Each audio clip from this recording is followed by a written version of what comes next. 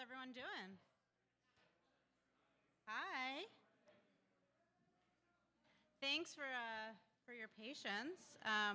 The rain, as in New Yorkers, always delays us. But let's try to get started. Great. I'm Kate Whittles. I'm a partner at HRNA Advisors. We're a real estate and economic development consulting firm based here in New York. And my practice work is focused on the intersection of tech and city building and how do we help cities leverage the benefit of technology for the betterment of everyone. But today I'm here as a proud board member for the Center for an Urban Future. And if you're not familiar with CUF, it's a think tank that's focused on making a stronger and more inclusive New York, and especially expanding economic opportunity for all New Yorkers. We know that creating a more equitable economy will require a number of new policies and investments, but few things will be more important than ensuring that far more New Yorkers of color are able to access well-paying jobs that are growing here in New York. And more of those jobs are tech jobs. I don't think any other organization has done more research or put forth as many specific ideas than CUF. We've published stories about how to harness the amazing power of CUNY as a launchpad into tech careers, and specifically how to scale up the awesome program of CUNY 2X.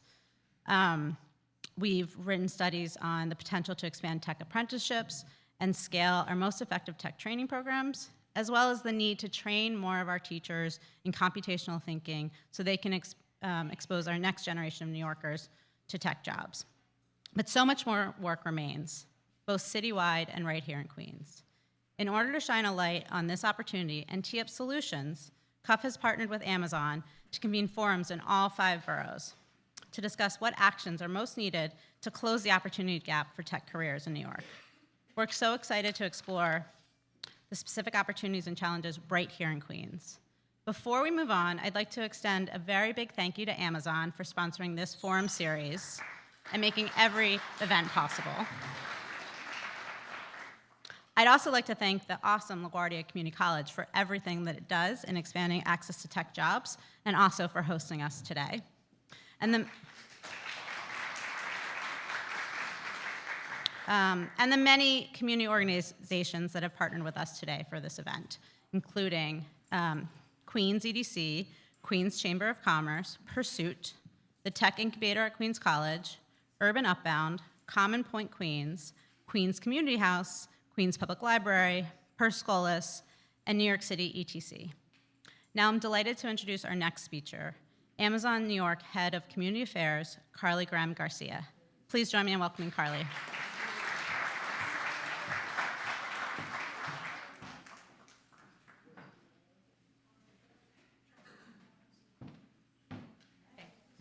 Good morning. Thanks, Kate. As Kate mentioned, my name is Carly Graham-Garcia. I manage external affairs and community engagement for Amazon here in New York City. I'm really excited to be here with you this morning in Queens and at LaGuardia. Amazon's privileged to have hundreds of employees, both corporate and operations employees, living, working, and growing their careers in this borough.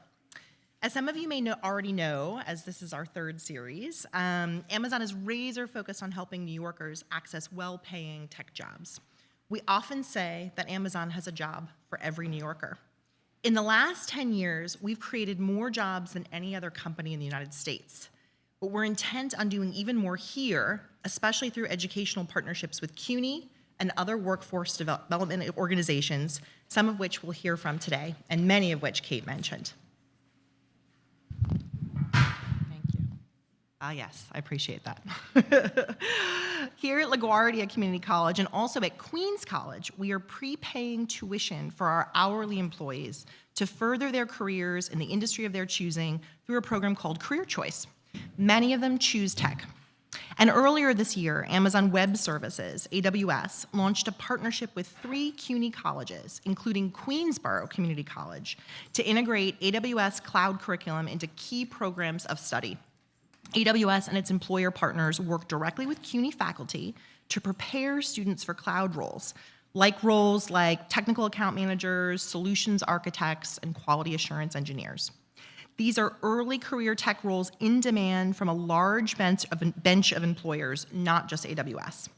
Upon completion of this coursework, we facilitate on-campus recruiting events. Additionally, last month, we opened a long-awaited CUNY classroom in the lobby of Amazon's newest corporate office in Midtown. Students from LaGuardia, Queens College, and Queens Borough will have the opportunity to learn in our building and alongside our tech leadership. It's Lord and Taylor Building, 39th and 5th Avenue. It's across from the Grad Center. Come and visit. This partnership is the first for CUNY, and it's the first for us with an academic institution, and we're doing it here in New York. Today, we're going to talk more about how to cultivate pathways for more Queens residents. Many of Amazon's partners critical to scaling this effort are here today, including the Chamber of Commerce, hi Tom, Pursuit, the New York Hall of Science, and basically every other organization that Kate just mentioned as well. Thank you to Cuff and to all of you for bringing an open mind and your ideas to today's conversation. Thanks.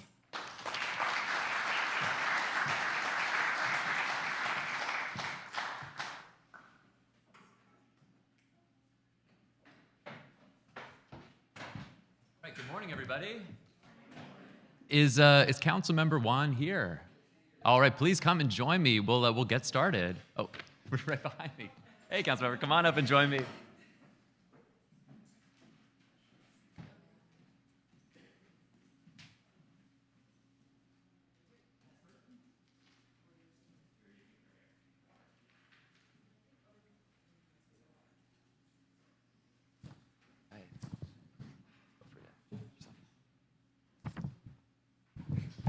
Good morning. Good morning. Councilmember, so great to have you with us today. First, I'll just mention I'm Eli Dvorkin, the Editorial and Policy Director at the Center for an Urban Future. We are so thrilled to have you with us. Folks in the room may all know this already, but Councilmember Julie Wan represents the 26 council districts here in Western Queens. Councilmember has served on the boards of many community-based organizations, been a real leader in the community before joining elected office, but also knows the tech sector firsthand, having worked in tech for about a decade. So, so thrilled to have you with us. Thanks for taking time out to join us this morning. And I wanted to actually start with a little bit of your work experience that may not always be the front and center in your government service, but as somebody who knows firsthand the opportunities in tech, the challenges in tech, the experience of being in Queens and looking out at this landscape and trying to figure out, is there an opportunity there for your constituents, for young people growing up in the district these days? I'd like to start with there. Help us understand what's working when it comes to helping more of your constituents, residents here in Queens, gain access to the good jobs that are growing in tech. What would you like to see more of in the years ahead to help accelerate that work? Sure. Thank you so much for that kind introduction. Good morning, everyone. Let me hear you. Good morning. I know it's early. There's coffee and bagels outside. Please feel free to step out if you need a break. We want to keep you here. So for those of you who made it out early, we really appreciate you. I know that you're taking time out of your busy day to be with us. So I know that you are true advocates for tech access in our city. So thank you. If we haven't already met, my name is Julie Wan. I'm the current council member representing this district, so Long Island City, Sunnyside, Woodside, and Astoria. I have an untraditional entrance into government. I spent the first 10 years of my career right out of school working for IBM, especially the federal sector in Washington, D.C., where I was recruited to work for in technology. And I worked as pretty much a liaison between federal, or the intersection between federal government and city government all over the world, as well as tech. So with that background coming into government, it was actually the reason why I even entered government. As a consultant, I used to travel Monday to Thursdays, but once COVID hit, everything stopped. I got a call from my partner and they said, hey, no more travel. We're gonna all stay. And hello, Councilmember Natasha Williams is also here. And they said, hey, we're all gonna stay put in New York City and we're gonna work remotely until we figure out this pandemic. And when I turned on the TV, I saw the former mayor, Bill de Blasio, come on, and he said, all schools are shutting down. Public schools are done. We're gonna figure out this pandemic, and then when the schools can reopen, we'll let you know. And don't worry, if you get free meals for school, then we'll make sure that you can get them. You just pick it up yourself.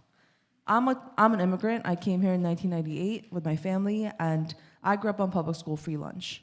And I knew immediately that meant children like me, if you're under like 13 years old, if you're an elementary school student, your parents most likely as working class people are still going to work. They're gonna work at a grocery store. They're still gonna be working at a hospital. They're gonna be working wherever they may be a janitor as essential workers, and you will be left behind by yourself with no childcare behind a closed door, and your parents will say, eat whatever's in the fridge. And that broke my heart. And that's when I partnered with organizations like Queens Together, Rethink Foods, and we started to do hot meal deliveries with local nonprofits at our NYCHA houses. And through that experience, out of just the shared experience of knowing what hunger is like, I met a lot of children.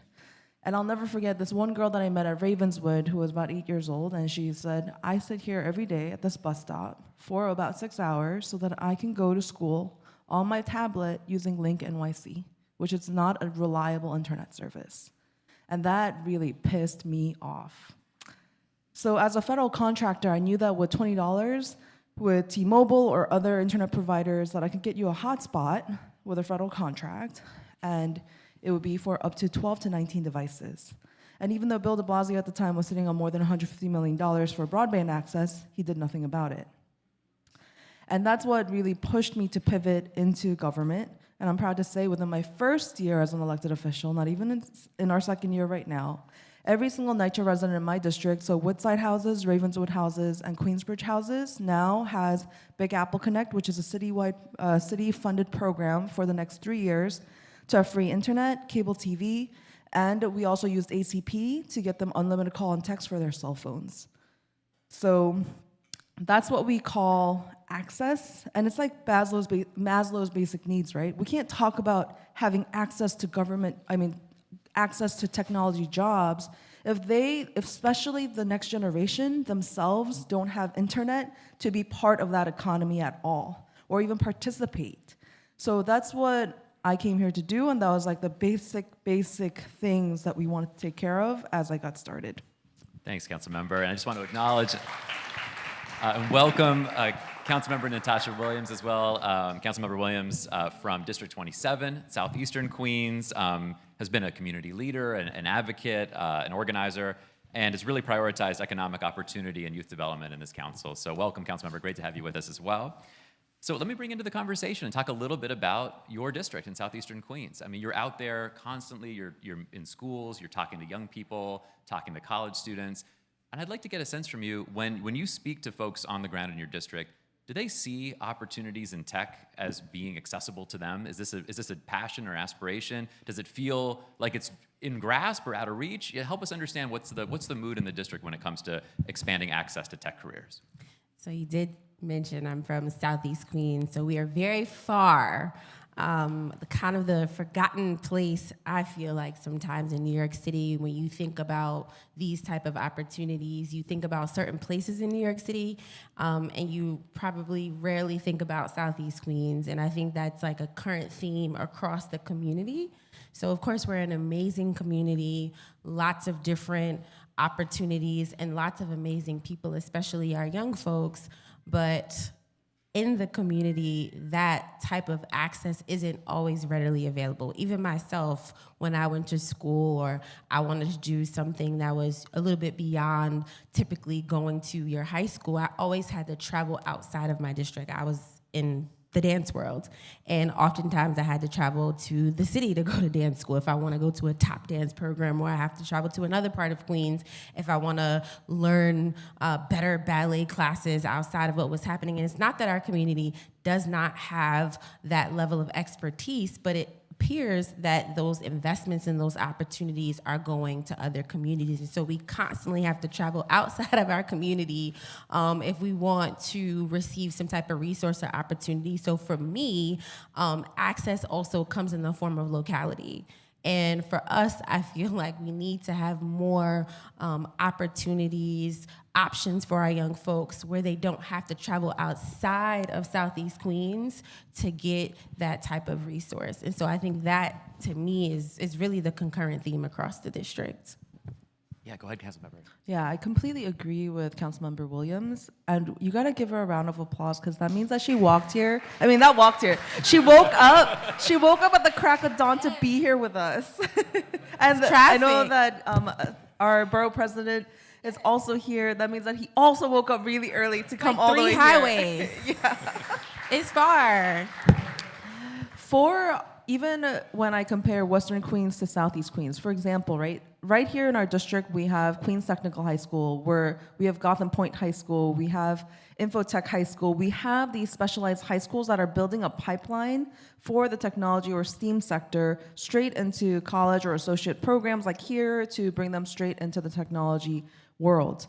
But what we also have been doing, because we understand that the vastness of what technology looks like, whether you want to go into cybersecurity, you want to go into cloud, you want to go into blockchain, you want to go into generative AI, you want to go, whatever it is that you're looking for. And a lot of women especially come up to me and they say, hey, I want to be in graphic design. How do I start? What do I do if I want to be a digital illustrator? A lot of the content already exists now, especially during COVID, where a lot of these corporations, where they're calling in new collar jobs, not blue collar or white collar, but something in between, where they don't even expect you to have bachelor's degrees. Their CEOs never even graduated from college, but they do expect you to have certifications to say, I do know how to code in this language, or I do know how to access these programs, and I can do this job, and the content for instruction exists. We were just at Microsoft this week talking about a state legislation that we're looking to pass to require computer science education across all public schools in New York State. And unfortunately, I know, it is nice. Out of 51 states, do you know what percentage our public schools are at? 48%. We haven't even hit 50% to giving access to computer science education in our public schools. Yet states like Minnesota and Ohio are at 98%. That is shameful. And that's what we're working towards when we talk about access, because a lot of these instructors themselves or in localities don't have access to it. But the greatness and the vastness of tech is that with open source and with all the online content that is existing right now, you can access it for free. And you can get direct AWS certifications if you want to work in Amazon Cloud. You can get Microsoft Azure, et cetera. So students are now figuring that out, and they're teaching themselves and getting those certifications and going straight into work. If I could just say one thing in comparison, as Julie mentioned, all those wonderful technical schools in Western Queens and Southeast Queens, it's much less. We do not have a lot of technical programs in Southeast Queens, and a lot of our students actually go to these other high schools, travel very far, 2 hours, hour and a half to get to school. And again, for me, it's really about how can we increase those opportunities where they don't have to travel so far every single day. They can stay right in their community and get the same education. That's great. I want to actually ask you about that point you brought up, both of you brought up so thoughtfully. Ask a little bit about the council's role in supporting access to computing education in the K-12 system. So let's say we get to the point where the state passes a requirement, graduation requirement for computer science. We're at a state right now in New York City where, thanks to the Computer Science for All initiative, most of our high schools here, not statewide, but here now finally offer computer science. But this is maybe a little oversimplification, most students still aren't taking it. And in particular, the data shows that the same students who are underrepresented in tech jobs, in computer science programs in college, are those same students who aren't also opting in to those computer science classes in high schools, specifically girls and girls of color in particular. So where does the council play a role there? Is there a specific role for the council in expanding access to computing education in K-5, K-8? Is there more you'd like to see done to be able to support those broader goals of getting to a place where every young person in New York City graduates high school computationally fluent? I'll start because this is the tech expert, so I'll let her round out. So this might be controversial, but I think this is why you have to require things. We can't make assumptions that students are just going to opt in. And so just like we have basic level English, basic level math, they require you to take a language course. I feel like we should do the same thing for computer science. It should be a basic level course. If you want to do more, you can opt in to do more, but I think we really have to require our students to take these type of classes. In addition to that, yes, I do think, the council could do more, especially as it pertains to the connection to workforce. I think what we do now is not expansive enough, and it doesn't really affect the number of people that it needs to affect. And so we have an obligation to figure out how can we expand some of our workforce development programs, especially those programs that are in the tech field, And how are we preparing our students early to potentially even be interested in those career fields? I know a lot of principals and superintendents, the two superintendents, one who used to be there at District 28 and District 27, District 29 and District 28, they both were really looking at a way to create a STEAM program for K to 5. So within their districts, their school districts, they were thinking about and trying to figure out how can they create a STEAM center where at a very early age, children are exposed to what technology really is so they even can think about it. I feel like for our students, if you can't see it, then how can we expect you to even think about doing something like that if you don't even know what that is? And so starting very early, introducing our students to tech, and then also requiring said computer classes is the way to go. Thank you. Yeah, I completely agree with Councilmember Williams. Again, we are behind. In Asia, Singapore, Korea, Japan, China, India, it is a requirement for you to learn logic in kindergarten. That is when they start.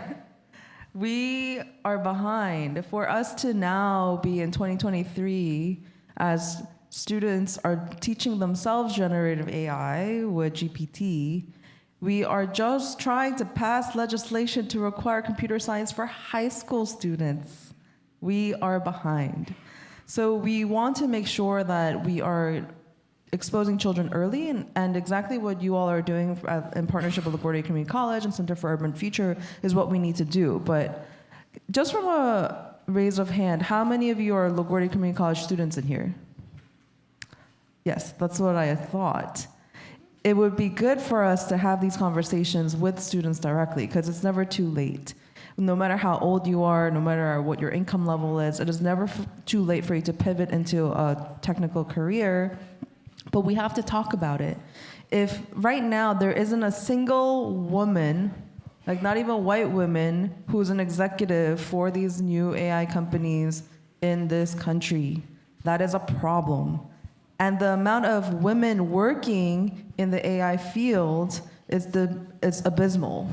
And we were just with Girls Who Code and another coding academy for girls at Microsoft when we were having this discussion about education, and they said that the percentage of girls who see themselves working in tech is less than 10% from the girls that they work with. That is a shame. But that is why it's important for us to have these conversations and organize in this way so that people can see other women, especially women of color, talking about this work and helping them understand also, it is not a lifelong commitment. You're not getting married to tech. You can be in tech for 5 years, you can be in tech for 10 years, 20 years, whatever you want, but there is always opportunities for you to pivot into government, you can pivot into dance, you can pivot into whatever you want, and that's the beauty of this country. But as of now, they are not seeing women who are talking about this field. They're not seeing women do this job. They're not seeing them in the news, and representation matters. And I think that's why with this female majority leadership, it is amazing because Adrienne Adams, our current speaker, brought in CUNY Reconnect, and I believe it was a funding amount of $4.4 million. And that was a pilot program this past year to make sure that we brought back 10,000 working age students who left CUNY without a degree. And I know that President Adams is very familiar with stories like this where people just financially cannot handle continuing on in school and they have to leave and they have different circumstances. But through this program, we're giving opportunities for free for people to come back, especially women and women of color, to pursue jobs in whatever sector that they want in professional degrees. But we need to continue to open up these doors so that way we have more representation in all industries, especially in tech. Well, Councilmember, I got to shout out, your colleagues and your success with CUNY Reconnect. The goal was 10,000 students. As of this fall, it's reached 26,000 New Yorkers have come back to CUNY to pursue completing a degree. So it's really an amazing success story there. But let me talk to you then both a little bit about CUNY. Here we are, LaGuardia Community College. You mentioned how the key role of CUNY in helping New Yorkers access an affordable education, and obviously with that, ideally, opening doors to careers like in the tech sector. So I want to ask you both a little bit about what more can the city do to support CUNY in this way, in this endeavor, to be able to leverage and harness CUNY as a launch pad into the good jobs that are growing in tech. We've written a little bit about the incredible success of the CUNY 2X initiative, which ran for 5 years and now maybe at the precipice of expanding finally, which we'd be really excited to see. We also know that a lot of CUNY students have struggled to break into tech after graduation, in part because they haven't had access to work experience while they're at CUNY, and only about 10% of CUNY students report having a paid internship, which may be a particular challenge in tech, where having that work experience before applying is such a key to success. So I wanted to ask you both about what more can the city do to supercharge CUNY's role as a launchpad into these good jobs? I have a complicated answer, and I'll try to stay on message. So my staying on message commentary comes from exactly what I said. K-12 is the same thing with CUNY access. I have York College in my district, but some of the tech programs that you mentioned are not offered at York. And so CUNY has a tendency to not replicate itself. If they have something really good at one school, they build that school up, which is great, and we should go to that school and the students should go there. But again, access, if you have this great program, is there a way to share information? Is there a way to build up other 2-year or 4-year colleges at CUNY to make sure that if you live next to York College, you can go there and have the same opportunities? Another thing I want to say, which is more of the complicated response, is I know the academic world, I'm a humanities fellow with CUNY, and the academic world is sort of in a little pickle, in a little bind, because a lot of what we have been doing as a society is trying to funnel students directly into jobs, so much so that we don't give them the flexibility to even think. And so the academy is really based off of like producing knowledge for knowing. How do we know? How do we know we know? And a lot of that has gone away because we are funneling students into just career-driven opportunities. And so how do we do both? And I even had to challenge myself in a recent seminar because I do think we could do more. I think that CUNY could build better relationships in the city. We can pressure and hold businesses accountable for working with CUNY to ensure there is a direct pipeline for opportunities, that students can actually work and go to school. There's tons of programs that exist. They need to be expanded that actually allow for students to be an employee and still be in college. But at the same time, how do we create the flexibility for students to be able to decide and not feel the pressure of going in directly into a job? And so I'm currently wrestling with this because I want CUNY to do more on the workforce development front. I think CUNY has the opportunity, but I was also reminded that students also need flexibility to think, to create and generate knowledge, and not just generating knowledge for the sake of going into a job, but for the sake of like building what we know as a society. That's great. Thank you, Councilmember. I think there are 3 things that the city needs to do. The first one is don't cut CUNY funding. That would be the first step. I don't know if a representative from the mayor is here, but please stop cutting CUNY funding. We have fought really hard as a council to restore CUNY funding out of our own reserves this very fiscal year.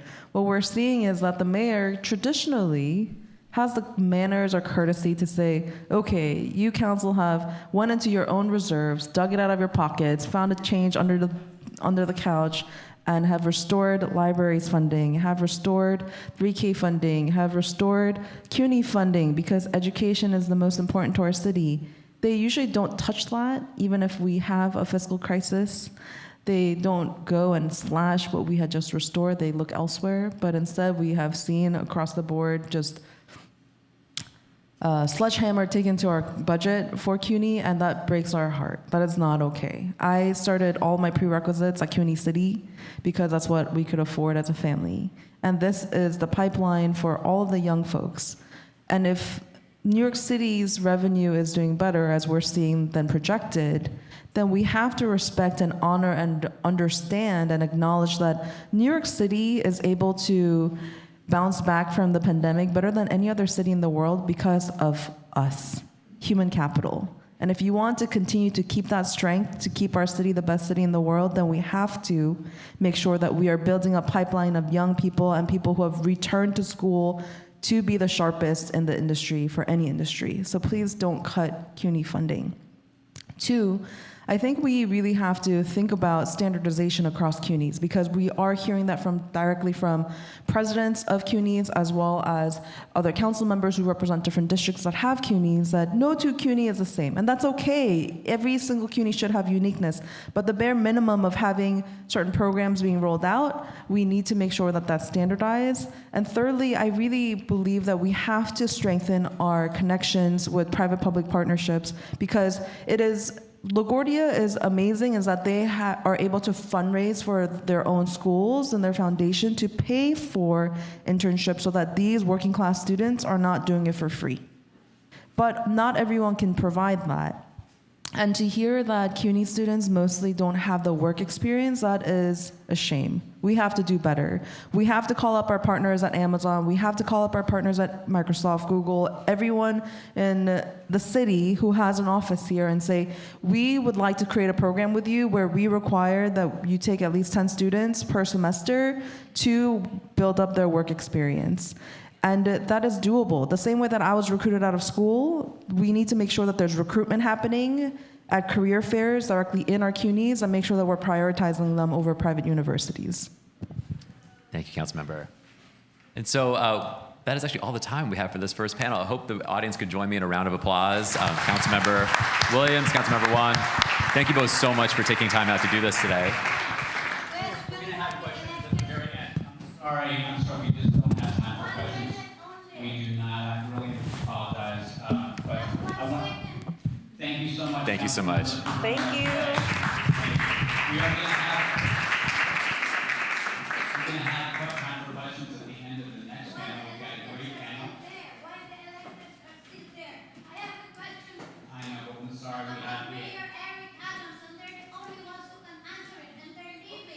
You can go ahead and talk to them outside.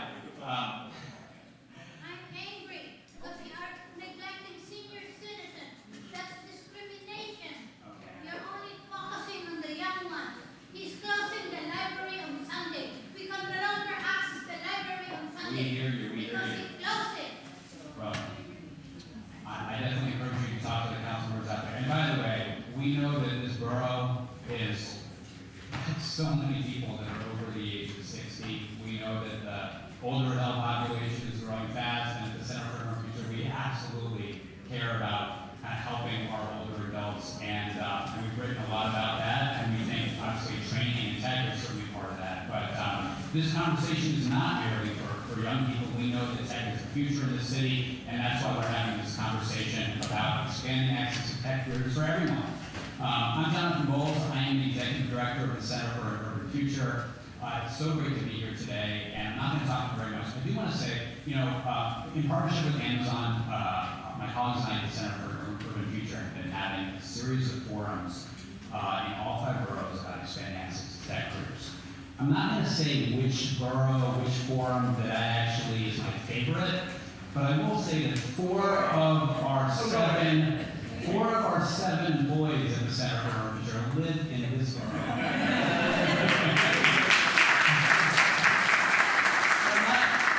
I'm not trying to diminish the other boroughs, but I do live in Forest Hills.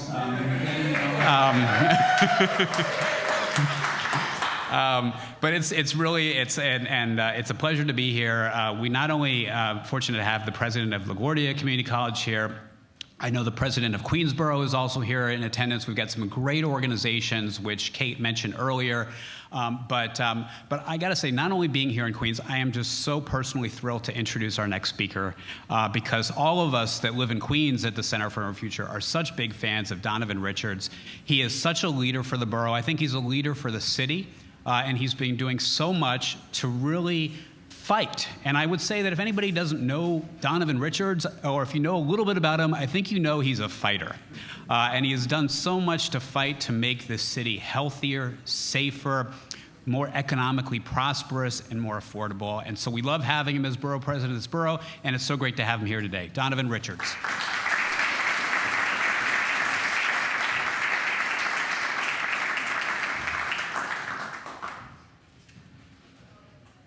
Thank you for that commercial, Jonathan. And certainly I would have been here early if congestion pricing was enacted already, but we're still working on that. Truly a great morning to be here, and let me start by acknowledging all of the great partners, especially the Center for an Urban Future, who does the work that we need to ensure we continue to advance in every sector we need to. Of course, I want to acknowledge Kenneth Adams, our president of LaGuardia. Let's give it up for him, this institution in which my sister is an alum. She's smarter than me, obviously. But truly great to be here to start the discussion today on what Queens has done and what needs to be done to make Queens a borough of innovation center in the world. Tech is growing at an unprecedented rate in not just New York City, but here in Queens County, and specifically in Western Queens. We continue to see a lot of growth here. We need to make sure we are not just growing the tech industry, but leading the way, certainly, in Queens. And our office is leading the way on making sure we look at startups in a new way. Just at the beginning of my tenure as borough president, working along, of course, with our deputy borough president, Ebony Young. Stand up and smile. She's doing all this great work. Wave. We launched our Queens Tech Innovation Challenge, which is meant to inspire and to grow to help startups by giving out 5 $20,000 grants each year.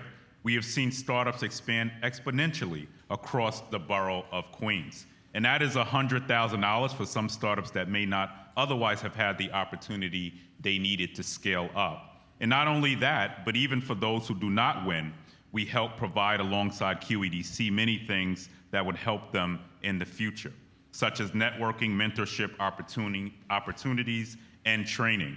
And this past summer, we visited Lagos in Nigeria, where we met with the governor of Lagos to talk about the growth of tech. And let me just acknowledge the disparities we see in the tech center. And it's one of the reasons we traveled to Africa. And Lagos is considered the Silicon Valley of Africa. They're leading Ghana slightly. Ghana's catching up, but certainly Lagos is leading when it comes to black tech. And we look at where we're at, less than 12% of black New Yorkers are actually in the tech sector here in New York City. So it's one of the reasons we traveled there to learn what they were doing there firsthand and how the major tech companies are advanced and how they are supported by their city and how in turn they're helping to grow their tech sector there. When we say investment, public and private sector investment is happening at a huge rate there.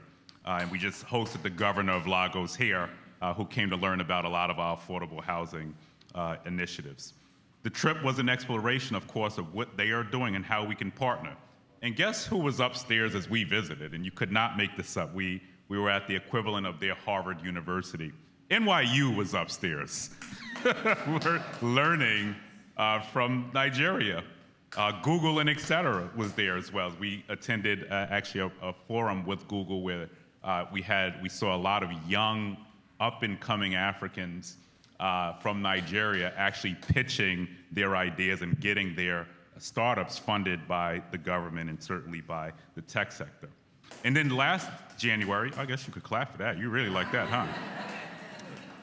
And last January, I hosted a tech expo and fair. And let me tell you, and as Councilmember Williams alluded to and Councilmember Wan alluded to, we want to ensure that we're leading the way in closing the gap in this specific sector. And we held this tech expo intentionally in Jamaica, Queens. And we held it at the Nexus Center ran by Greater Jamaica Development Corporation. At 9 a.m. on a Saturday morning, over 600 people showed up, largely black and brown New Yorkers who do not see themselves in the tech industry, but who had a lot of interest. And they got up and learned about all types of programming.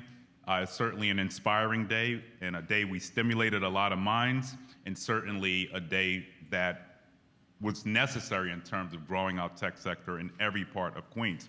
We're gonna look to hold our next Queens Tech Expo job fair, which will be January 27th at JPAC at 10 a.m. And for the young lady who mentioned we need to see more senior citizens engaged, we have AARP Oates, who will also be participating in that as well.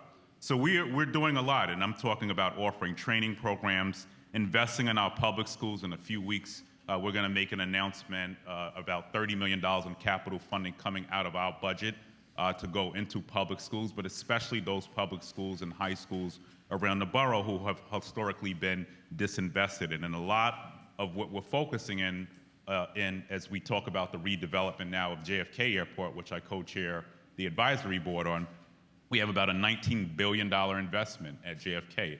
This is a huge opportunity to ensure, and I see Assemblymember Clyde Vannell has joined us as well from Southeast Queens. I was talking about how congestion pricing would be good on a morning like this. But we are investing in aviation especially. We see a huge shortage there, and we want to make sure that all of our schools have access to not just the brick and mortar, but also the programming as well.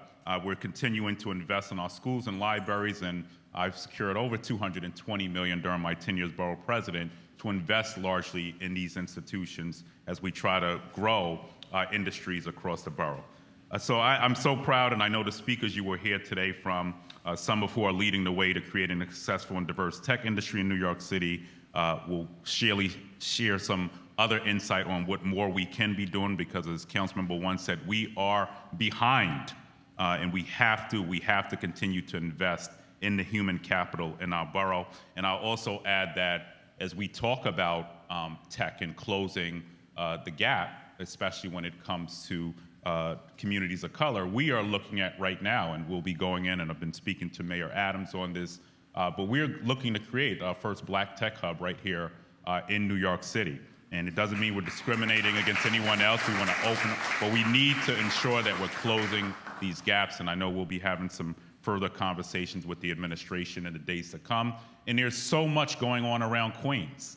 You look at it, and I saw Tom Gretsch here from the Queens Chamber, but some exciting news. I mean, we just this week announced the redevelopment of Creedmoor's campus, over 50 acres of land, 2,800 units of housing, 51% of those comprise of affordable home ownership and a different diversity of incomes. But even as we talk about land use, and I know this week we'll be hearing the proposal for the new soccer stadium and affordable housing at Willets Point, and then the possibility of a casino, no matter where you're at, there is a lot of momentum. And Western Queens is actually leading the way as well. As Councilmember One and I work on this new land use item as it comes to redeveloping the rest of the waterfront here in Long Island City. So how do we connect all of these things, and how do we make sure that we're being very intentional and not just building the housing, but complementing it with opportunities for startups, for tech, for emerging industries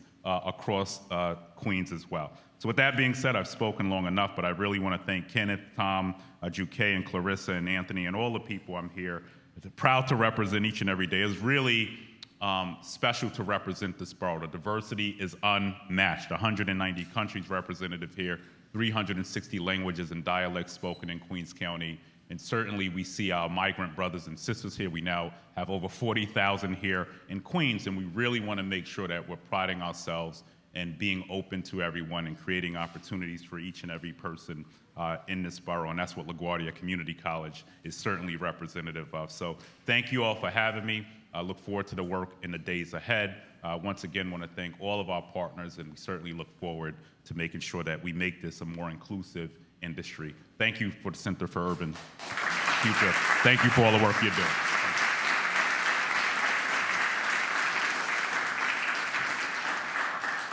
Thank you so much, Borough President. And I'd love to invite all of our panelists to come and join me on the stage for the second panel. If everyone could come on up and grab a seat, and we'll get started right away.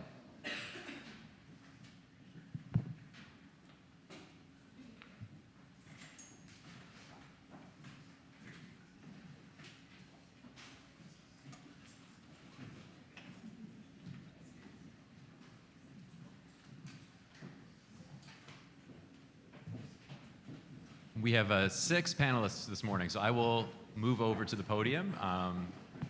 Feel free to grab a seat.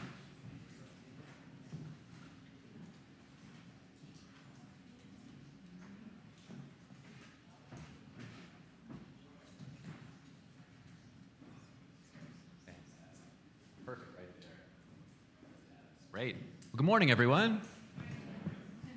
I think we may have lost a little pep in our step in the last few minutes. Good morning, everybody. All right. There we go. Welcome again. I'm Eli Dvorkin, Editorial and Policy Director at the Center for Urban Future. It's my pleasure to introduce our amazing panelists, and then we'll get right into the conversation. So I'll begin right in the middle with Assemblymember Clyde Vannell. Welcome, Assemblyman.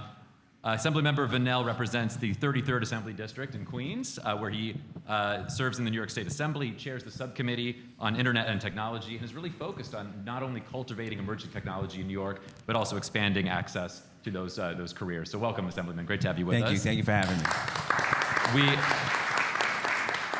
And I'll just ask, we'll save our applause for after the introductions. We can applaud everyone together. We are also so grateful to be joined today by President Kenneth Adams, the president of LaGuardia Community College. I know you all want to clap, but I'll just say let's hold off right to the very end.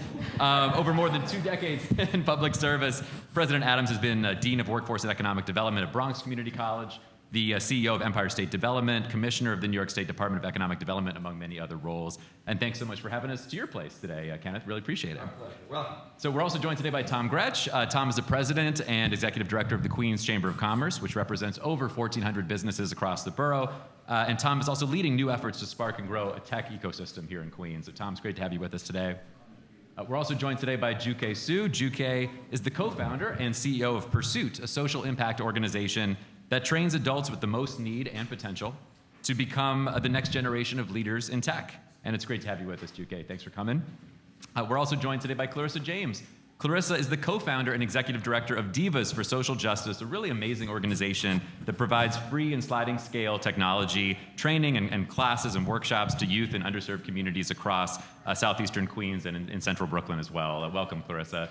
And last, certainly not least, to my far left, we have Anthony Negron, who is the Director of Digital Programming at the New York Hall of Science. Anthony oversees a portfolio of projects that focus on the intersection of education and technology, including important work to empower K-8 educators to develop their students' computational thinking strategies. Welcome, Anthony. Great to have you as well. So we heard already quite a bit today, not only about how great Queens is, and I have to admit my pro-Queens bias here as well. We got a round of applause for Forest Hills, but how about one for Richmond Hill, where I live? Richmond Hill, Queens, anybody? All right, that's much better.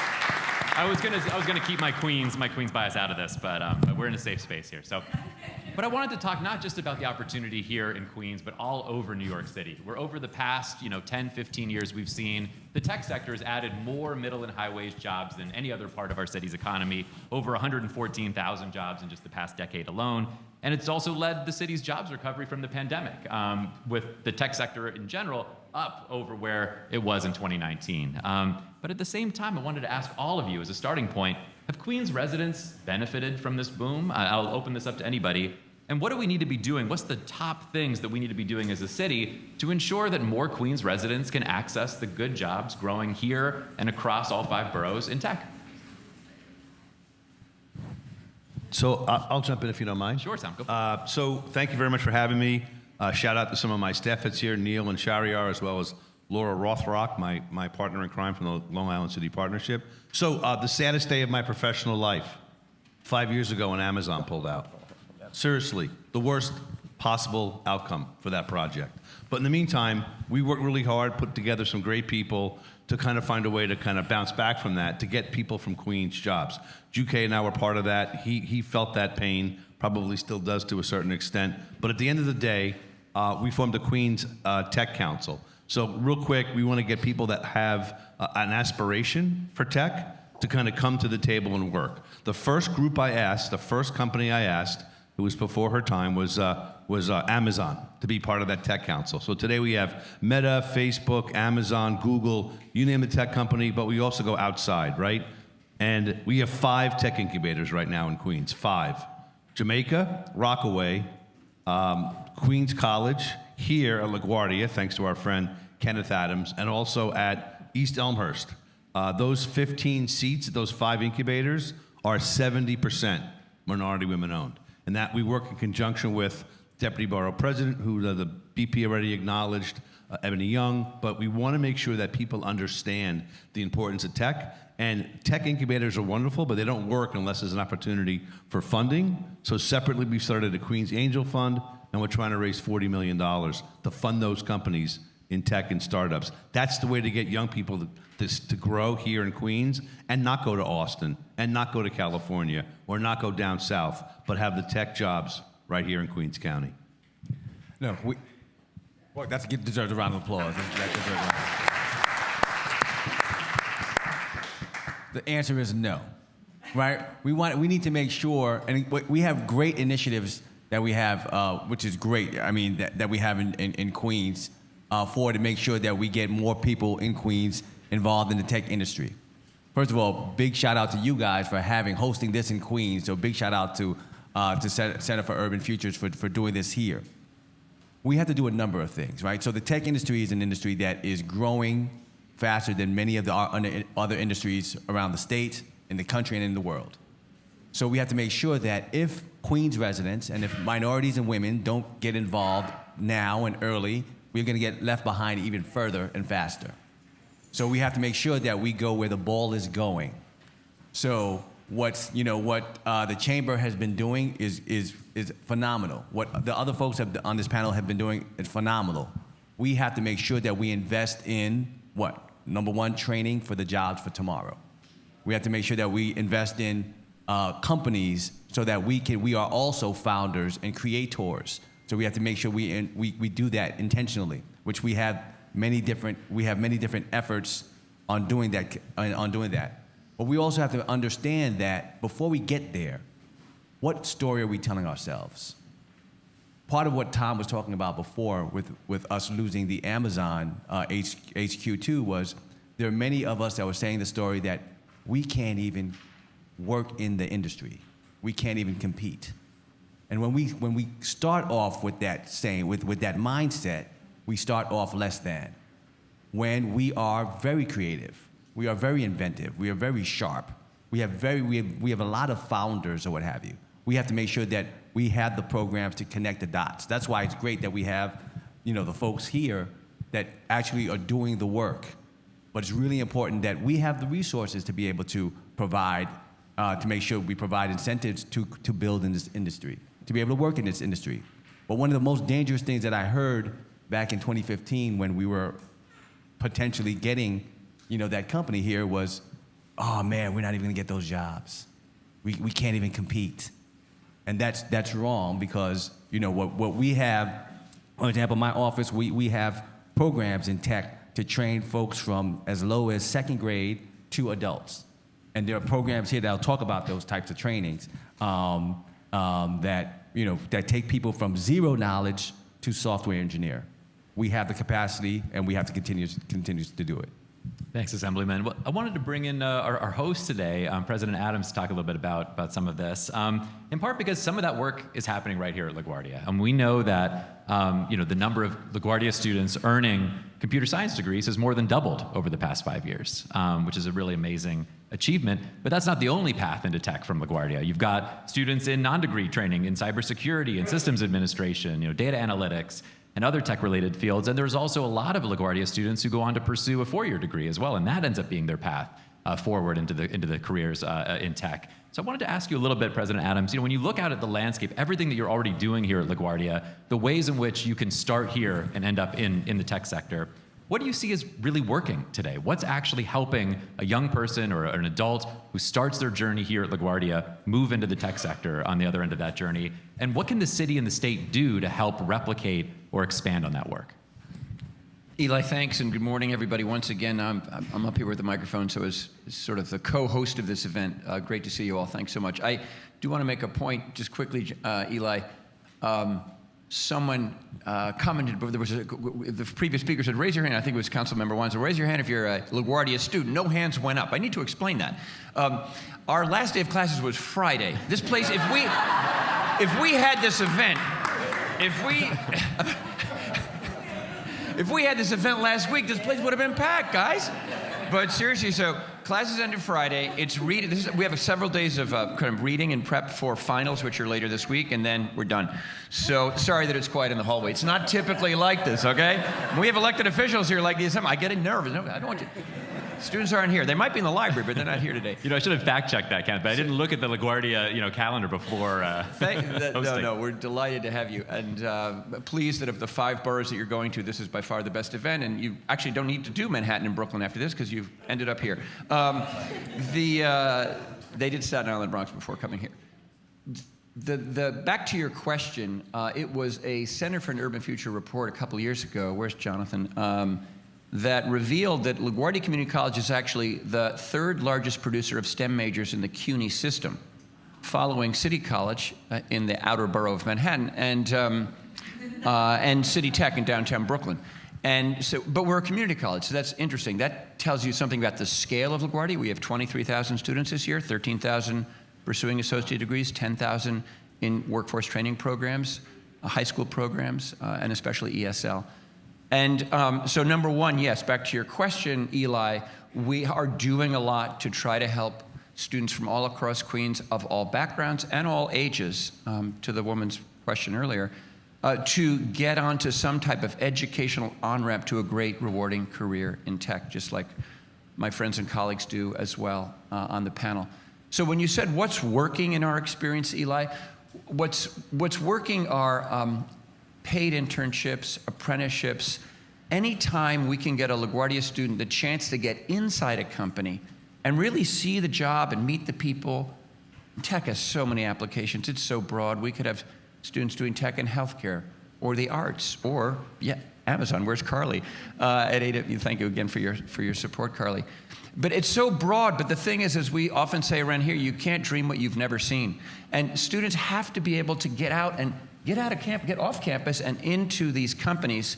And when we've seen paid internships, apprenticeships, sometimes they're during the week, sometimes they're in the summer or in breaks, whatever it is, getting students that exposure clarifies things.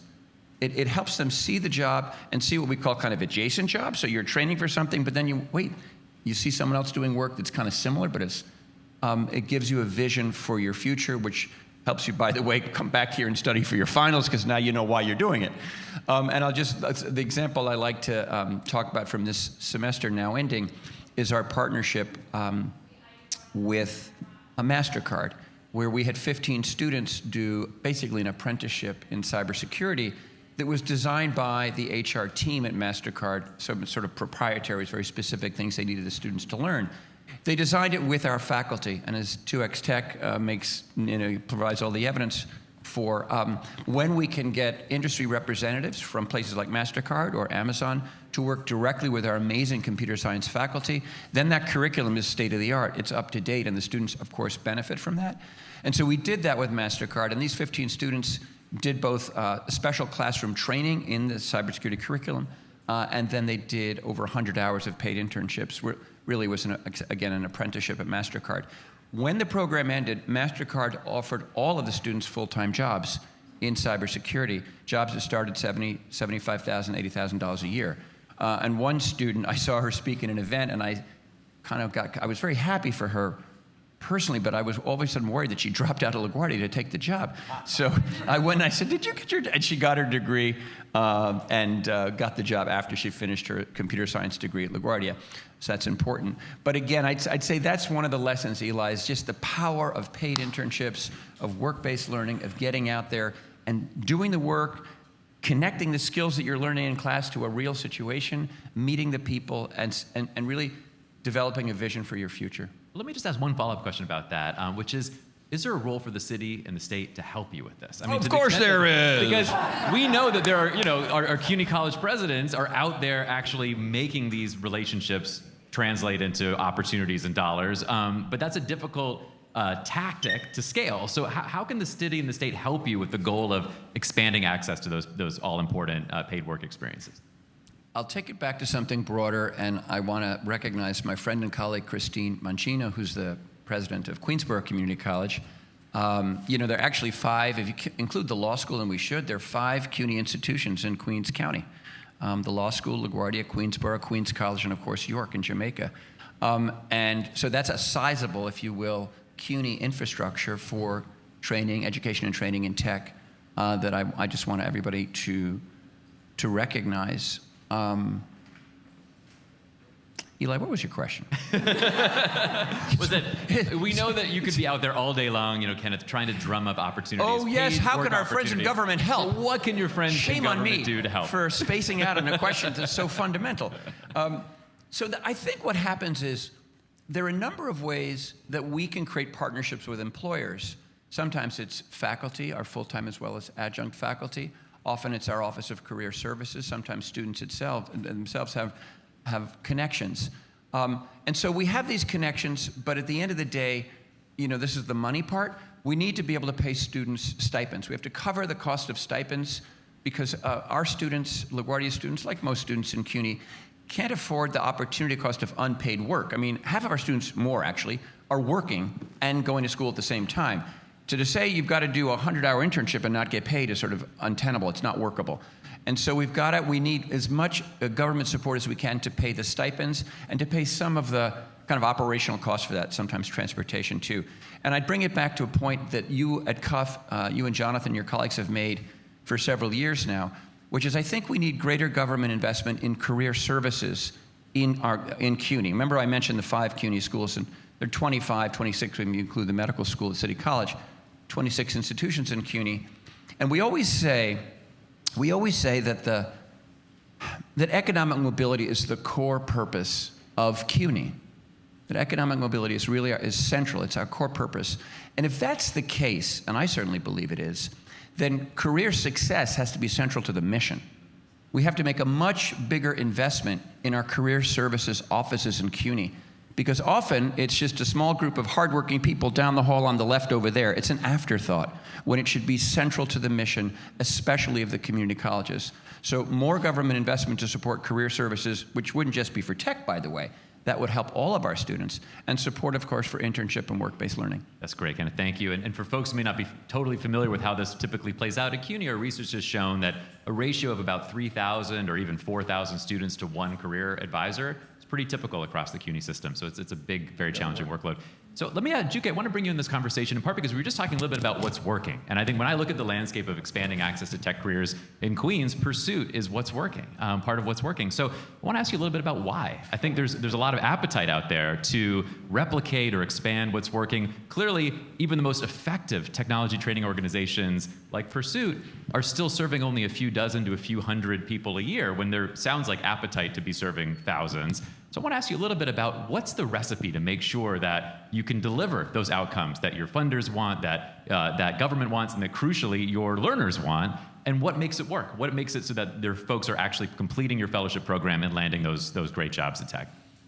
Great, thank you. And first off, really thank you, Center for Future and Ken for hosting us here today. It's really, it's a privilege to speak with everyone here and talk about such an important topic. I think from all the comments earlier and on this panel so far this fall, it's such a complicated problem, right? I think if we're thinking about working class adults and getting them into the best jobs, I think there's many different stages along the way. We heard earlier from the council members around awareness and exposure, and a lot of folks spoke about this. Tom, the great work that the Queen's Chamber is doing, trying to think about creating the jobs for businesses. I think there's all these different sides of it, and I think the complication in recognizing the different components of the challenge is part of why it's very difficult to scale these items. So I think about it in 4 ways. And this is like the larger challenge about workforce development. There's initially exposure and awareness. I think the council members earlier spoke a lot about that, and the borough president did too. Like, if you don't see this in your neighborhood, if you're not exposed properly, do you even think about pursuing these opportunities? And that's so important. That's so important across all different levels at different ages. Then the second stage, let's say you believe this is possible and viable. And this is unfortunately what we saw originally. Like, again, a heartbreak that Amazon didn't come here originally, but a lot of residents, people didn't understand, did not believe that these jobs were for them. And that's not a fault of Amazon. I think that's a larger question for our city about why is that in our city, and how do we do that? So that's step one. That's hard. Step two is, let's say you want to pursue it. How do you get trained, right? I think so many folks here are working on that problem. I think most people believe, and maybe this is controversial, most people believe it's about learning how to code, I don't think it is, even though that's what we're doing. So I don't know. No one's heard what I said yet, so yeah, maybe you'll agree, maybe you won't. But like, again, earlier, Councilmember Juan said this also, all the content is available online, actually. So if we think about that, if anyone can learn a code for free online, then what's the challenge? Right? Anyone can go on now, YouTube or whatever, go literally learn for free how to learn how to be an engineer, and there's paid courses, other things as well. So that's really what's happening out there. All the content is free. What is the real challenge? Why, So there's that. I don't think, so content's a commodity. Obviously, it's really important. It's not to disparage, that's a necessary but not sufficient condition. So we're thinking about working class adults that may not have been successful in school or different reasons people drop out, whatever, stop in and out because of all these different challenges. It's not just the content that's solving for it. I think that's a misunderstanding of the deeper problem. So, I think it's very hard to address, whether it's the supports or student stipends, opportunity costs, that Ken is talking about, or everything else, or about these different skills, very different being working class as a retail, working in retail or something else than these elite tech companies and what that entails, right? So that's the real challenge around the learning, all these other kind of things. And then let's say you learn, it's great, how to get a job, If you don't have a college degree, it's very difficult to do that, right? So there's these 3 steps about the demand side, how to create the jobs, the apprenticeships, internships, and the last part is how to finance it, and how to pay for this in-line incentives. I'm going on about this, but I think I'm just highlighting this about it's not so easy of a problem, and I think with understanding, I think that's why also there's all these folks here, because we all tackle different parts of it. And how do we understand that and come together to think about those linkages? I think it's really important. Whether we all play a role in that kind of ecosystem to eventually get jobs or attract companies, or we have integrated solutions to that. So I think that's very hard to do. But overall, obviously we need the job. So, Ken's talking about what he's been doing with MasterCard. I think, for Pursuit, that's a really important part of what we've been focused on these past years. I know the assembly member came, and also the deputy president came to our ceremony with Citibank a couple months ago. We've been working with them on a partnership for about 5 years now, since 2019, where Citibank, you think about Citibank, one of the biggest, most important employers in the city, they also have a lot of technology. Traditionally, for hiring entry level, they not only now don't hire people without a college degree, but only focus on target schools, like 20 schools, right? So how do you think about changing that? So in 2019, we worked with them to pilot a program where they've removed college degrees as a requirement. It's still part of their traditional analyst program, and that's been really successful here. And how do we think about breaking down those barriers? And I think the thing that people don't talk about, which is part of the challenge, and this goes maybe the nature of employment, the most elite professions at the entry level are not about your skills. I know that's very probably unusual to say because people need to have the skills, but typically, let's say you join Citibank as an investment banker, as an analyst, you're a history major from Princeton, you don't know anything about investment banking. So actually the most elite professions, whether you're going to investment banking or McKinsey or consulting or being a first-year lawyer, the things you're hiring for is not about your literal skills on the job. That's not the skill, that's not important. So that raises a deeper question, why is it only that for working class folks or poor people that you're really focused on that when actually that's not how stuff works generally? So I think we need to really address that as well. That's not the case skills are important. That's like table stakes. If we assume that that's what it takes for people to get jobs, that's not recognizing how stuff actually works.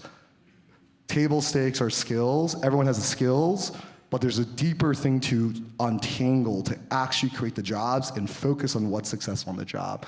I'm sorry, I'm going on it's here great, a little bit, but I think you sketched out a lot of the rest of this conversation too. And that's really important. And the last things are all these kind of incentives. I won't talk about how to really, I guess going back to the question earlier about what can Queens do. Lots of things, obviously, that we're all doing contributing to that. But I don't know now, and I should better know. Cuff probably knows, or HRNA knows about how many Queens residents are working in tech. But I think it's such an enormity problem, and the job market's constantly changing, right?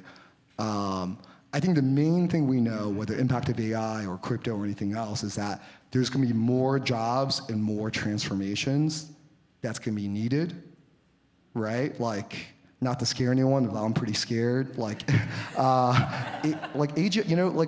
this debate about OpenAI, the real challenge is that they believe, the rumors are, like AGI is going to be here in 1 to 3 years. Or like there's artificial intelligence that's going to, create itself. That's a pretty scary thought, 1 to 3 years. Well, let's say they're off by order of magnitude, 10 years. That's still really quick. So all the nature of jobs is changing. I'm not a doomer. Like, I think there will still be jobs here. But I think what we know, there's continued change. So let's say there's, over 2 million residents here in Queens. How much change and upskilling and retraining that's possible? I don't know. Directionally, I know there's a lot probably. So let's say we want to tackle 1% of that, right? Like, that's, let's say 10, 20,000 people. Thinking about the cost of that, let's say $50,000 a year. This is really bad math. That's $1 to $2 billion just for 1% of Queens residents, reshifting into that. So what is a way to mobilize capital where it's tied to jobs, and you can do that? And this is in a way, I think that's really needed to talk about as well, because there's lots of resource that's needed for education, for different things. This is not to compete with those resources. How can you expand the pool of capital so that we can really think about addressing these cheap challenges? I think that's something to think about, and I think that's an important role that government can play, or else these are all kind of resourcing problems kind of enable that. So that's what I would advise us thinking about, and that can change the system around how any of these jobs are created. Well, Juke, I want to jump back in on the how we pay for it, but first, I actually want to start with something that you started with, this step 1 that you're talking about. I want to bring in Clarissa and Anthony to help us talk about this as well. Maybe Clarissa, we could start with you, because I saw you nodding your head as Juke was speaking. Yeah, he was preaching to me. You're talking about an organization I was like, that's... amen, brother, yes. So I wanted to ask you about this, Clarissa, because we're talking about what we need to be doing as a city, as a borough, to help make sure that more young people, as Juke was talking about it, can see it, in order to be it. And Divas is doing that work. So I wanted to ask you, first of all, when we think about that step 1 problem, how to make sure that a lot more, thousands more young people in Queens could even see themselves pursuing computing, pursuing technology, how do we do that? And what is it about a program like Divas that's working to address this big challenge from that first step? Sure. So first of all, I feel like I need to lead with the fact that I am a graduate of the CUNY system, and that highly influenced the type of work that I wanted to do, the type of community work that I wanted to do. So Divas for Social Justice has been around for 16 years. We encourage youth to use technology for social change, right? And our programming is totally free, right? And that's made possible through the Department of Youth and Community Development and some private funding, which is wonderful, because that was a dream of mine as someone that grew up in the public education system. I feel like this is a really relevant point for the conversation that we're having. Like I said, all of my degrees are from CUNY. My last degree that I obtained, I was part of an MFA program. This was over 10 years ago, that it was one of the first socially conscious multimedia programs. And being part of that program in a working class college, it was myself and another woman of color, and then there were no other people of color in this program. And in this program, you were encouraged to create multimedia work that spoke to the underserved, right? So a lot of it was, it was graduate school, project-based projects, talking about people coming in. A lot of times it was documentary films. Some people would build websites, but it would all be about talking about the underserved and bringing their voices to fruition in this way. And I found, as a woman of color in that environment, I was constantly getting into debates and arguments with people saying, you know, there's more to that issue. You're only showing one side of it. This is very exploitive. And then I had a light bulb moment along with my co-founder, Shasha Fang, who's an Asian woman, that I was like, wait a minute. If I want this to really be different, and I want this to be diversified, then it's not about me just having these conversations with my colleagues. It's about what are we going to do with the knowledge that we're obtaining. And that's why we started Divas for Social Justice, because we were like, you know what? This is something that needs to be diversified more. But to answer your question, I think one of the most important things that we can do in step one is create culturally responsible curricula. Yes, that is reflective of the communities that we're serving. While we are engaging them and we're giving them exposure to 21st century skills, because 21st century skills are not just for people who want to be scientists and engineers and computer programmers. 21st century skills are for everyone, you know, and it's something that's necessary. But as we are giving them those skills, I think that it's hugely, hugely important that the children that we're serving are seeing themselves, you know, involved in those skills and being able to take those skills that they're learning and actually put them to work in their community. You know, one of the things that we do successfully over the past 16 years is we always have a social action project that our students work on every year. And it either lives in their community or lives online. It's not a theoretical thing. So I feel like that's one of the things that we can do with education is make sure that, number one, it's culturally responsible, right? And then also, I think there's also, you know, and you know, you hear it all the time, but representation matters, right? So who are the people that live in the communities that we're serving, of the children that we're serving, that are doing work in STEM? Because they are there, right?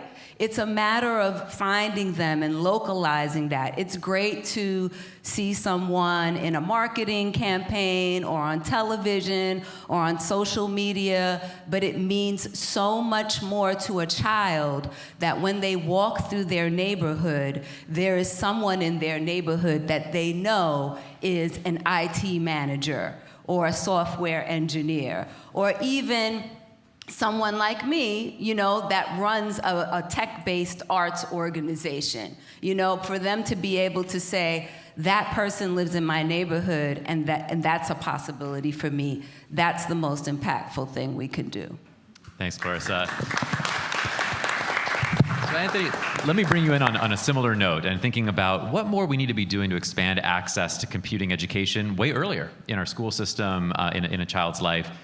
It strikes me that part of the answer to the question that one of the council members posed around making sure that our schools are equipped to bring students all the way through to earning a computer science, completing a computer science requirement, if the state moved in the direction of requiring that, would require a much longer set of investments earlier in our school system. And it's borne out in the numbers, right? We know that about over 90% of the city's high schools now offer computer science, but about 17% of those schools are actually meeting Computer Science for All's equity and participation goals. And girls of color in particular are still so underrepresented as early as middle school and even earlier. So I know you've been focusing directly on this challenge and this opportunity as well. What should we be doing to make sure that a lot more young people have access to computing education earlier in their school lives, in their lives? And what do you think the city could do to help support that work? I guess a short answer would be just plus one what everyone said, because I think everyone's kind of touched upon this in different ways. But I think, you know, an important thing to do is really to elevate and spotlight a lot of the amazing organizations who are already doing this work. such as my colleague over here. You know, I'm pointing out, looking to the audience, I see my colleague Jeffrey Lambert from the Queens Public Library, the amazing work that they've been doing there with the tech centers. I see my colleague Ron Summers over there, who really led the CS for All initiative and supporting teachers in bringing computer science education into the classroom, and not just as kind of an isolated subject, but something that they can bring in and integrate, you know, into math, into ELA, right? Because there's a lot of schools that, you know, don't even have a CS teacher at all. So I think it's really important that there's opportunities to really integrate this into the classroom as, you know, as much as possible. So I think those are really critical things. I think in terms of, you know, the supports is really doing those two things. It's really, you know, bringing awareness to these opportunities, and then keep, you know, supporting initiatives like that, you know, those professional developments that can support teachers into, you know, bringing this into the classroom. And I think I'd be remiss if I didn't point out, because we're here at CUNY today, that CUNY is doing this work right now. CS for All had an incredibly important goal of training teachers in classrooms to be able to integrate computing into their practices. CUNY is doing something right now that's, I think, really innovative, which is training teachers before they ever get into the classroom through the CITE program, which is helping to make sure that teachers in training right now, learning at CUNY, pursuing degrees in education at CUNY, are equipped to integrate the building blocks of computational thinking into their everyday pedagogy, whatever they end up going to teach. And we think that's a program that really could grow as well. Let me ask about a third piece of this. And Juke, we started talking about this a little bit, which is supporting pathways into good jobs, into tech careers through adult-focused career training. And it does strike me that one of the biggest challenges we have as a city is around scale. You know, we have organizations like yours that are delivering the results that policymakers and others want to see, but able to serve, you know, a couple hundred or, you know, a few hundred students a year at most, and that's not just unique to Pursuit, that's across the whole city. What do we need to do to actually scale up that impact? And that's not just a question for Juke. I want to ask, you know, everybody about this. We see similar things at CUNY, the incredible results of the schools, and only 7 of them were part of the initial round of CUNY 2X Tech. You mentioned, you know, Kenneth, the importance of those paid internships. Students that got an internship through the Tech Talent Pipeline residency internship program were 3 times more likely than their peers to get a job after graduation. But all of those programs together only reached about 1,400 students a year. So this is really a question for everybody. And I would say, by the way, the same thing, Clarissa, for you to be able to say, we've got some great programs. And Anthony, you mentioned we have to build on the work that the partner organizations are doing on the ground. And the vast majority of those organizations are still quite small, or only have the resources to serve, you know, a few dozen or a few hundred students a year. So question for everybody, and it's a big one. What do we do to actually scale this up? And maybe a part of that is really focused on the funding environment we're in right now. We're seeing CUNY had a 3% budget cut this year, maybe facing potentially more in the future, as much as the council members talked about holding that off. Our public libraries, you mentioned Queens Public Library, are facing a 5% cut now and as much as 15% next year. There is just fewer resources right now to go around, but the demand and the opportunity is so great. So how should we go about paying for this? What do we need to do to scale up all 3 of these key pieces that are really working, but still have a lot of room to grow? Well, I'll start with that because, you know, a couple of things. One of the things that's important is that, okay, so it's very important in my position and in the position of the policymakers or the folks that, you know, that have some influence on the budget to be able to identify programs that work, right? So there are many programs that are out there that don't work, right? So we want to make sure that, number one, we have to know what's happening.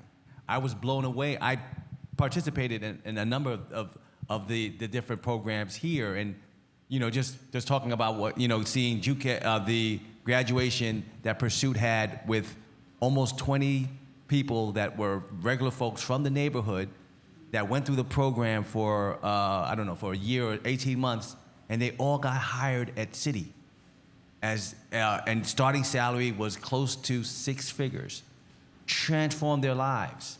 Blown away by it. You know, I hear about it, but actually seeing that is different. Actually seeing what the Tech Council does, right? By providing with the Chamber of Commerce and seeing what they do at the different incubators, taking small startups and providing rent for a small startup for an entire year, and program services or what have you.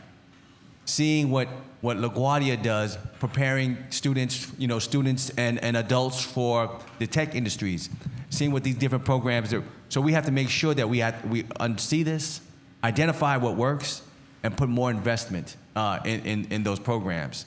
Because part of what happens is that we get into the space of, once we have our budget process, we get into the space of momentum, and old programs continue to get funded.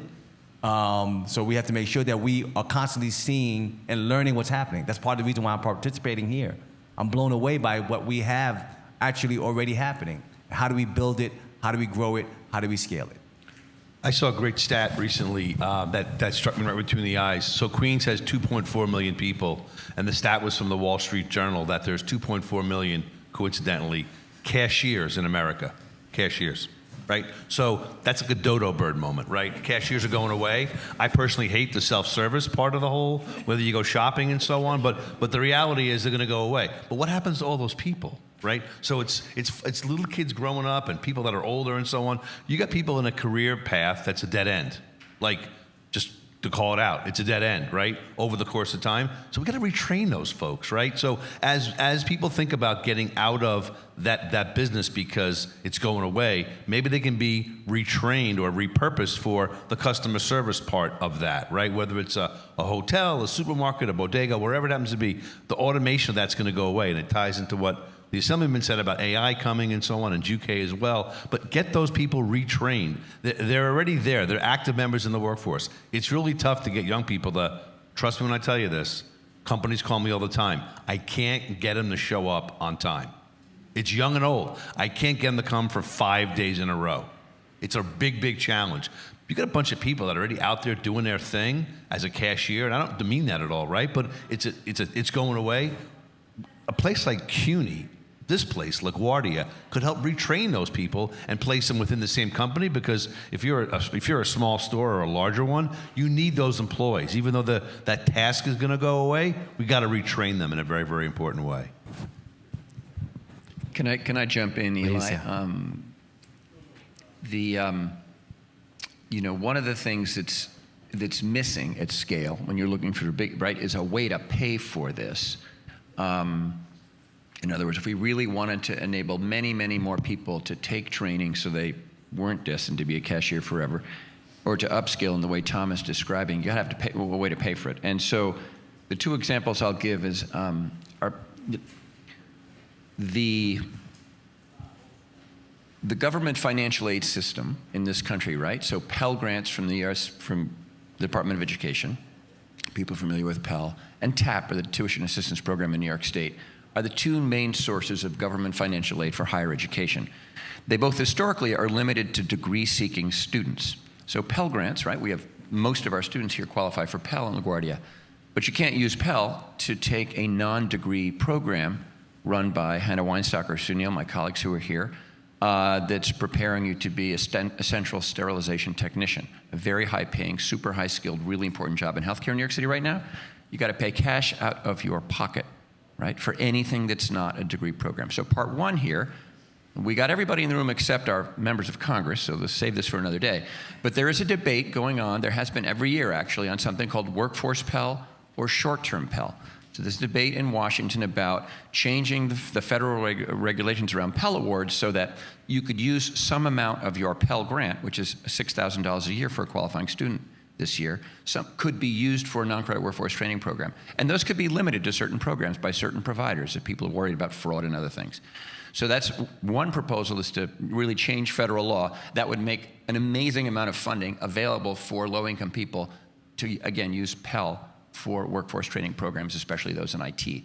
And then you can apply the same, he says, leaning over to his friend in the Assembly, to New York State, to Albany, which would be a version of workforce TAP, this tuition assistance program. Now, to her credit, and to your credit, the governor and the Assembly and the Senate did advance a pilot version of what we could call workforce TAP 2 years ago. And LaGuardia we are beginning to work with that.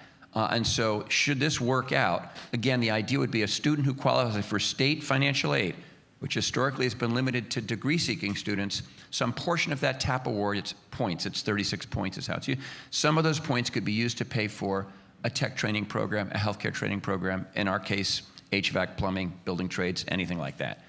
And so once you have, at the federal level or at the state level, and even if we could figure it out, it's tricky on the city level, a way to, for students to basically draw down government financial aid that they qualify for, and instead of applying it to a degree, apply a portion of it to a workforce training program.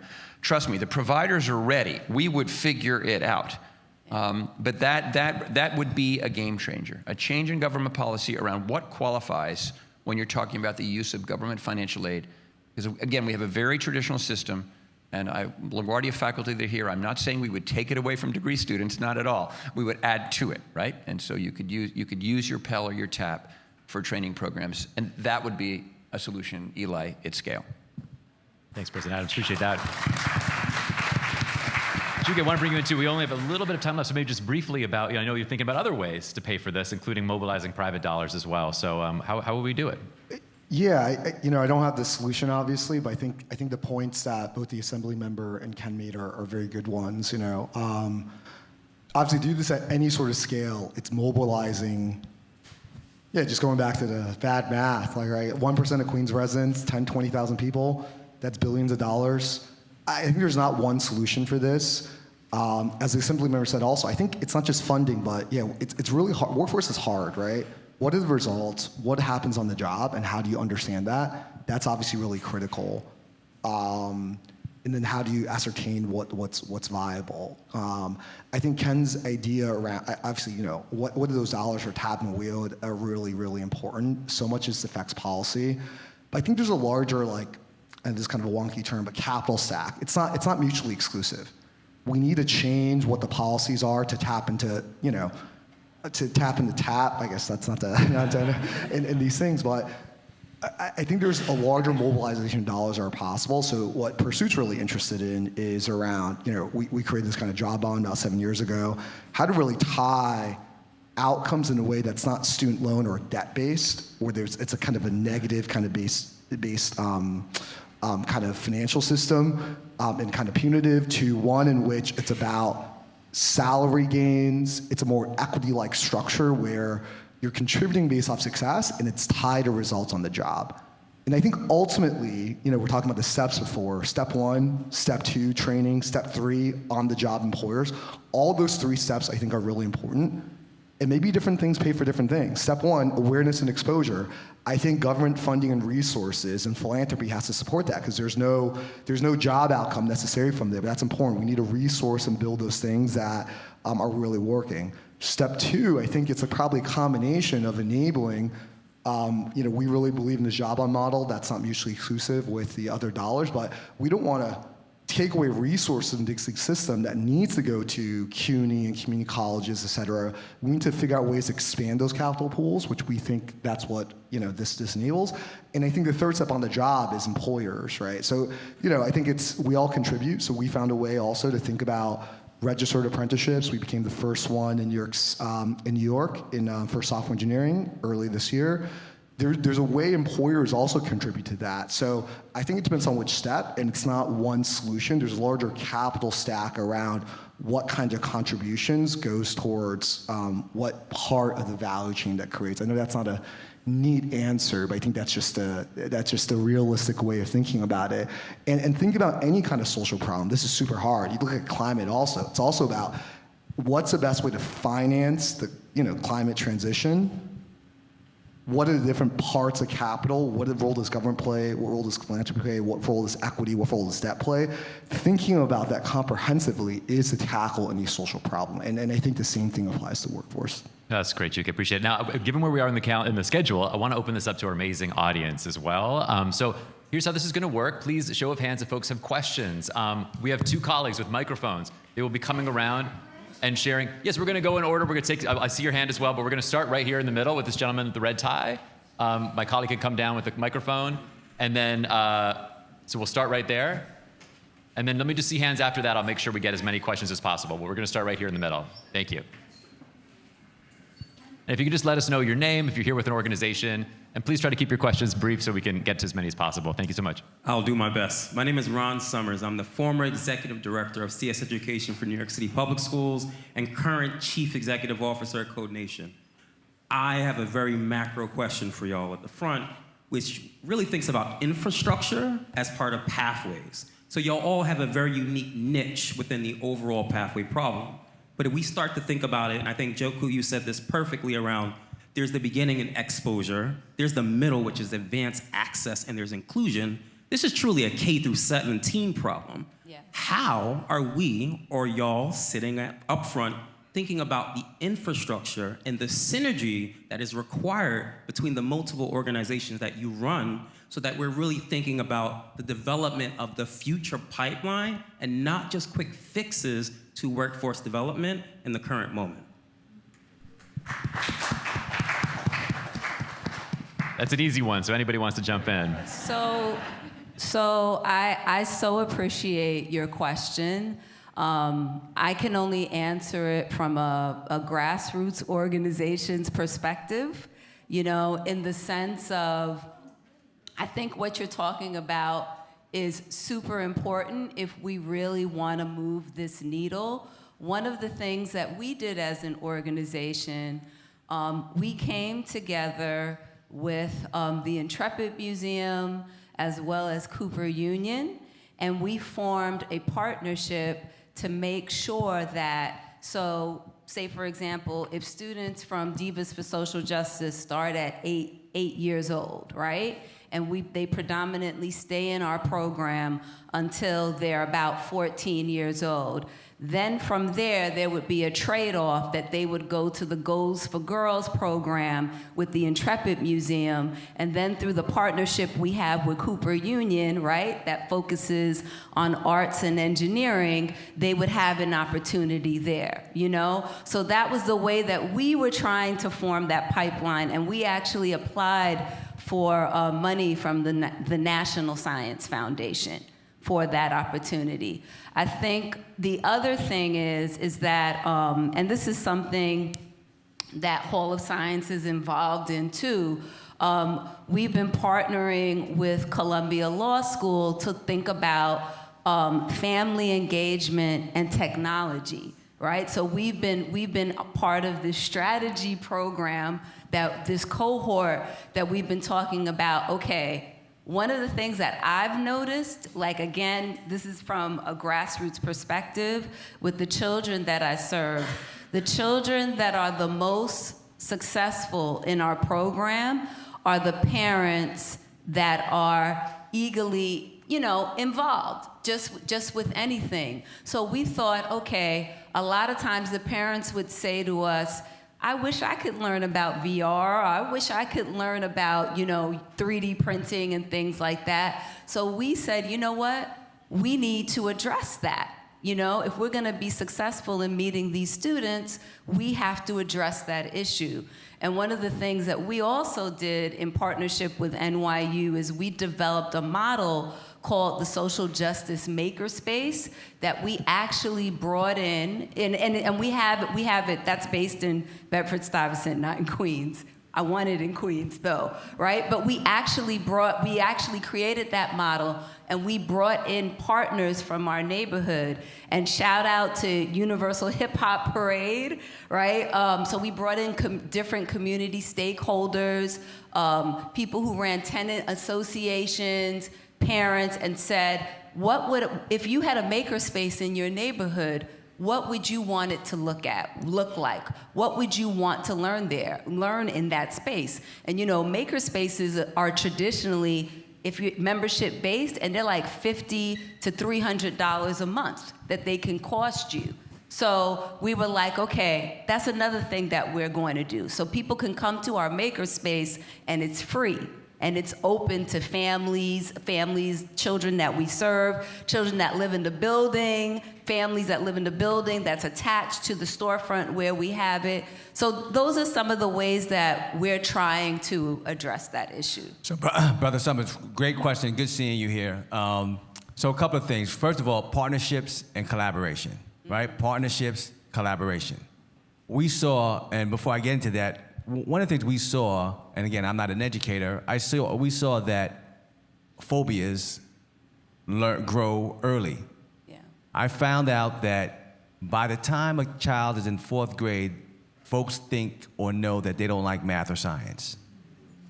So if you say that by the time you're in 4th grade, before you get to fractions, oh my goodness, what's going to happen when you get to algebra or calculus? So what we did was, what my office did and what our subcommittee did was we saw that, during the pandemic, when we had to deal with distance learning, we were losing a lot of young folks. Not because of screen time, they were on the screens, but they were playing video games. As a matter of fact, I had some staff members show up to work tired because they were playing video games all day. So how do we meet them where they are? So we did programs where, okay, you like to play video games? Program them. To train them on how to actually code and program their own games so that they could play their own and learn how to do that on their own. We saw that started working. So then we worked with industry to be able to make sure that they get internships for our high school students. Then we worked also with programs to be able to connect these dots. We have to make sure that, again, we can't work on this in silos. We have to be able to partner up with educational institutions that are working. I worked with, and I tried to work with some folks in certain districts where we tried to bring certain programs to certain schools, but certain administrators were not willing, right? So we have to make sure that we work with education. We have to make sure we work with industry and with programs to make sure that we connect these dots. And it has to start. We can't only start at adulthood, right? We have to start earlier to make sure that so that young people can see that that this is something that is viable for them, because they're all working in technology. They're all using They're all using this stuff. They're all using the stuff in STEM. But we have to make sure that we have the sense of collaboration and partnership, and that we have to continuously do this. That's why it's great that this program is happening, because we all have different pieces of this, right? And when we connect properly, we make magic. I think one of the answers is right here. I think it's CUNY. There's 5 of them in Queens County, right? The chancellor today, Felix Matos Rodriguez, used to be the president of Queens College, and he always tells me he owes me money for during the whole Amazon thing. One of the stats is that Queens College graduates more computer science majors than any other school in all of New York City, right? But to their credit, they're spread. All the CUNYs in Queens are all spread apart.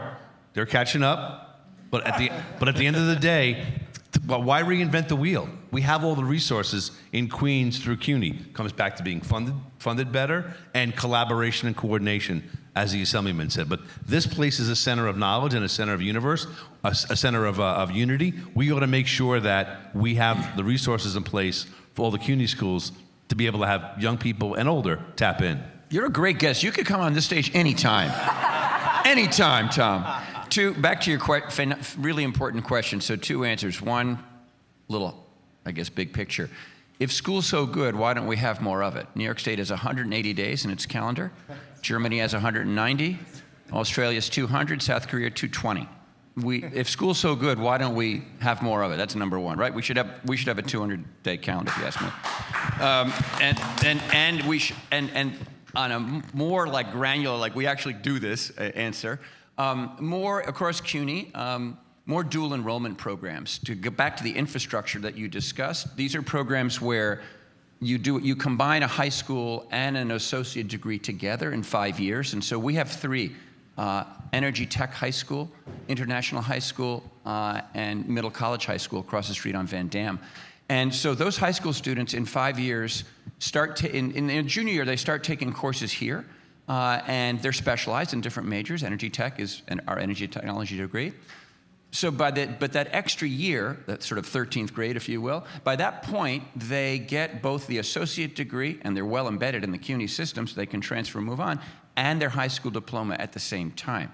So you'll always see get back to Queens College, that's where we hold our LaGuardia graduation ceremony this coming June 21st. There'll be several hundred high school students with us at that graduation, because they're getting their high school diploma and their associate's degree from LaGuardia at the same time. So these dual enrollment programs are a model. They're actually growing all across the country, because again, you can actually think about that, building that pathway of exposing the 9th grader, and you could do interesting things with middle school as well, but at least that 9th grader is already thinking college, already thinking career, and aligning the studies to a job at the end.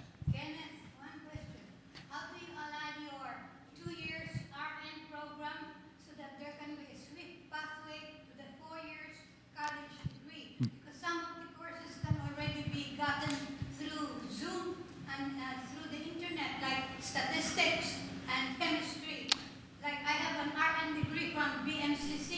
Borough Manhattan Community College, but I find it hard to go to the 4-year degree because I'm already Yeah. working. So we have, it's a great question, and we call it Bridge to RN. So LaGuardia does have, thank you for raising it, because I get to remind the audience that LaGuardia has the #1 nursing program in New York State.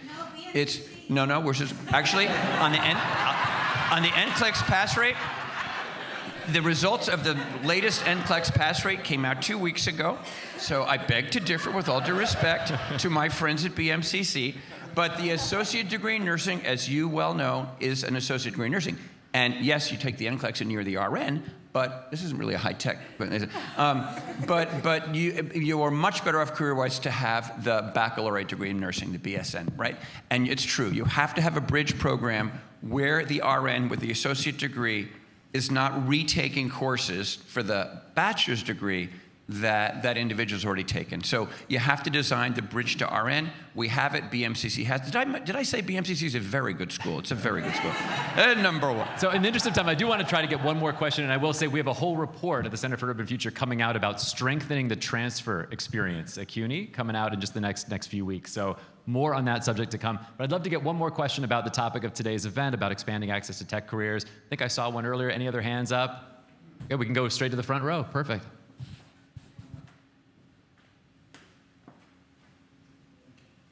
Hello, my name is Israel Martinez. I work for the City Council as a community engagement. I'm curious, is there more of an effort to marry up local small businesses with CUNY to create this pipeline? And I'm thinking of the Queens Tech incubators. So I'll just leave it at that. I'm very curious about more local efforts. So that's a good question. Our current cohort, I said before, is 15 seats. Once this thing kind of started getting legs, now we're getting inundated. Neil, myself, and Shah are getting calls. We want an incubator here. We want an incubator. So we're working on that, right? But the connection at a very, very base level, because CUNY, LaGuardia in particular, serves so many. What did you say, 23,000? It's an incredible number of people, and let's face it, all of Queens is important, but Western Queens has kind of come the furthest, which is why we're so happy to have this incubator here in this college, because they're going to be probably students that are going to hire other people and kind of make it very, very connected in that way, where people who start companies need people. I want them to go to see career services here and hire kids here, right? Not everybody can be an entrepreneur and put everything on the table, but maybe they can hire some people here. But we want to connect those people to small businesses. Other part about it is through our Small Business Resource Network over the last couple of years with private funding that we got, I was shocked to learn, and most people were too, that the lack of technology in some of these small businesses, it just wasn't there. So part of it is, you give a man the fish, you feed him for a day. You teach a man the fish, you feed him for a lifetime. We're trying to impart that and do that. And we want to leverage some of these CUNY connections here at LaGuardia. That's great. Well, that is unfortunately all the time we have today. So if everybody could join me for a round of applause for amazing panelists. Thank you all so much. I'm just going to thank everybody again. Also, this was wonderful. Thanks, everybody, for being here on not the best weather day in New York and on a Monday. And I know a lot of people don't always like to get out on Monday. So thanks for being here. Thanks to Kenneth and all of his great colleagues at LaGuardia for hosting us today. Assemblyman, it's great to have you here. Thanks for being a part of this. Thanks to all of you for all you do. And Carly and Amazon, we really appreciate the support, and it's great. And next month in Brooklyn, join us.